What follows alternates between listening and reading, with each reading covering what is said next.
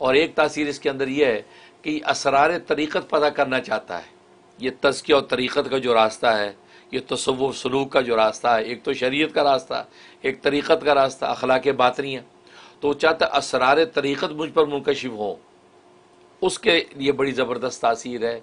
37 time 37 दफ़ा जो है किसी एक नमाज के बाद पढ़ना है, पढ़ के अपने सीने पे दम कर लेना है और अल्लाह से असरार तरीक़त मांग लेने, या अल्लाह तज़किया और तरीक़त के असरार मुझ पे खोल दे। वो ऐसे असरार खोलेंगे कि हैरान हो जाएगा।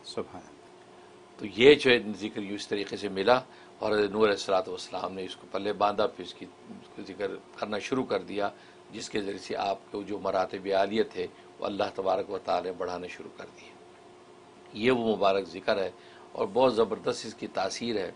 और ये ज़िक्र है या इलाहल आलिया थी और रफ़ीउ जलालहु या इलाहु, स्क्रीन के ऊपर आ रहा होगा, या इलाहल आलिया थी, या इलाहल आलिया थी, ए मजाजी और बातिल माबूदों के माबूद बरहक यानी अल्लाह को पुकार रहा है। और रफ़ीउ जलालहु, उसकी शान बहुत बुलंद है, उसके या इलाहु ए माबूद बरहक, वह कि ये वो ज़िक्र है। तो जैसे नूर अलैहिस्सलाम को मिला और जनाब जिसके ज़रिए से उनके मौजज़ात की तकमील होती थी।